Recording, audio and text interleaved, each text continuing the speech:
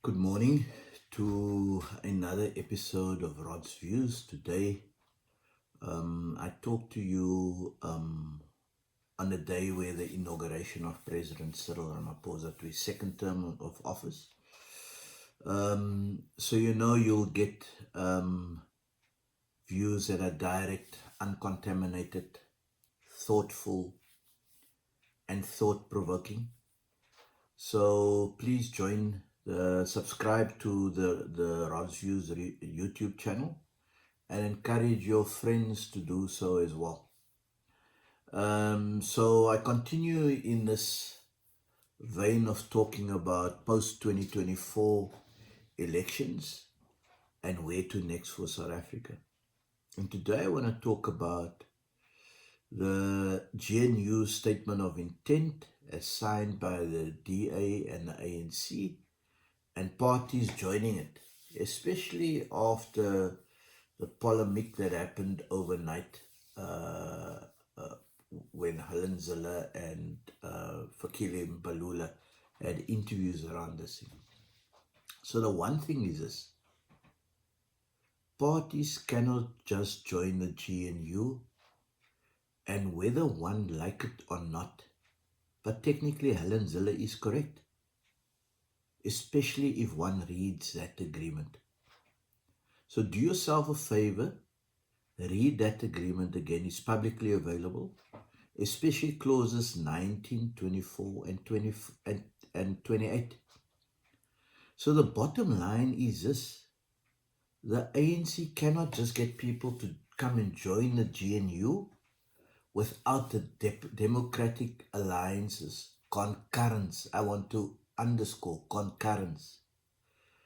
And this is an agreement between political parties who must constitute a government.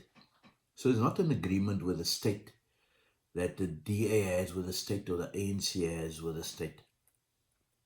So a reality check right there she gave for everyone, especially the ANC and its Secretary General. Because the ANC no longer have unfettered powers to do as it wish. And as John Steenhuisen said the other day, although it is not in that agreement, they co-govern South Africa.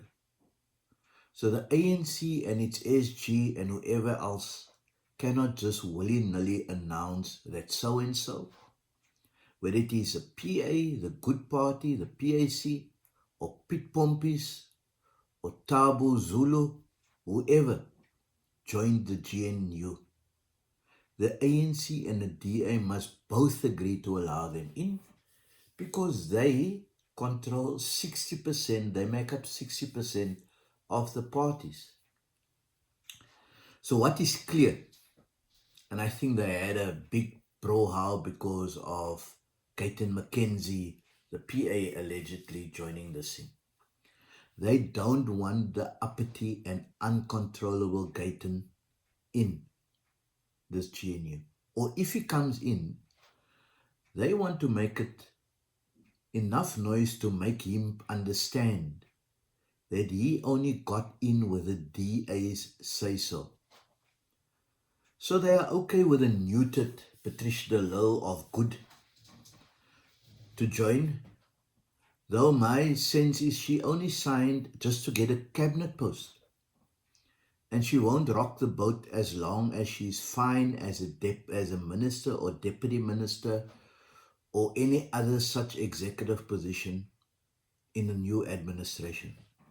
What did she do for her people when she was a minister of public works or minister of tourism? Please show me that. Remember, Good only has one person in parliament, and that is Patricia de Lille. And if she joins the executive, her party is in essence neutered and becomes ineffective in parliament and cannot be an opposition. About the PAC joining the GNU, my question is, what happened to the Progressive Caucus that they were part of? simply said, I have no words for the PAC. I am still of the view that parties with less than 2 or 3% of the vote, or with only 1 or 2 people, should not be part of the GNU. They have insignificant electoral support and the people spoke clearly, so they must go and play their oppositional role in parliament and not get cabinet or executive perks. So even around the cabinet posts, while the president will technically make the appointments, and they all say you serve at the pleasure of the president. In terms of that agreement, he must do so in consultation with the party that the person comes from, in particular in consultation with John Steenhuisen, their partner.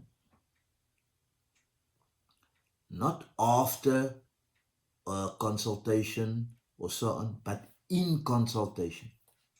Another reality check right there. I will say a bit some more about the cabinet, but let's see once he appoints him.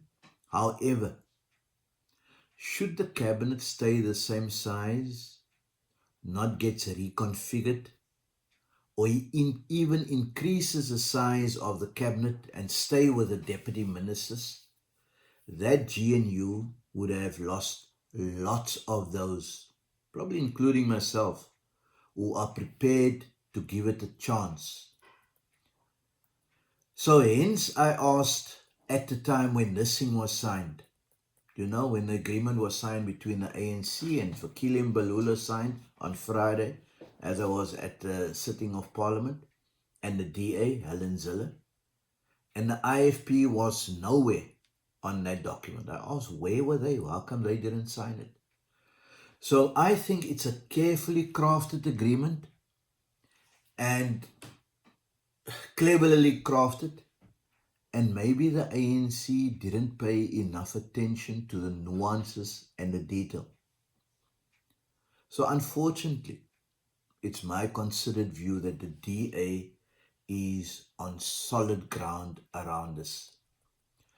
So what makes this saga or movie even more interesting is that the DA, it makes it even more interesting and complicated, especially for Ramaphosa, is that DA is the only party on record who said that they will protect Ramaphosa and not support impeachment proceedings against him or the reopening around Palapala.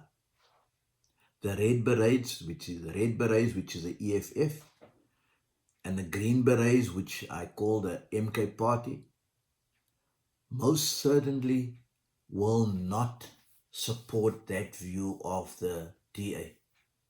In fact, at the sitting on Friday, the EFF sneakily introduced a letter to the Speaker and the Deputy Speaker to reopen Palapala.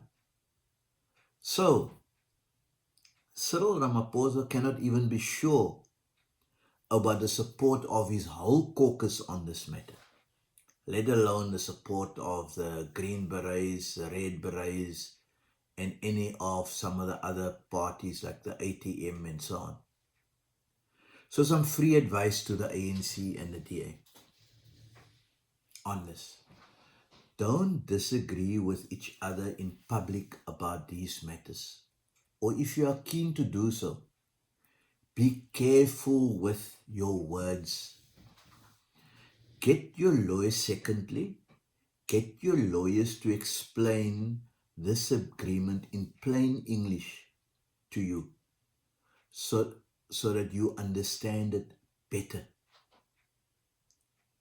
Thirdly, be wise in how you traverse these early days, because you are in uncharted waters and it's a nervy phase and this thing can implode. So and fourthly, don't just let any of your leaders or members speak on behalf of your party or off script on this matter. Because if you do this, your GNU will go up in flames within a short period of time. Above all, fifthly, the fifth piece of advice. Remember in all your public pronouncements and in your actions, whatever you are doing now is supposedly about putting South Africans first, as you regularly said after the elections.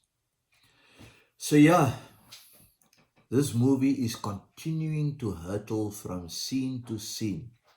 I wonder what's going to play out at the inauguration of the president today. As I say, die poppe gaan, you add that, and don't forget to take your popcorn. Salute, and please don't forget to subscribe to the channel so you can get thoughtful, thought-provoking, insightful, and direct views from myself on Rod's views. Have a great day. Salute.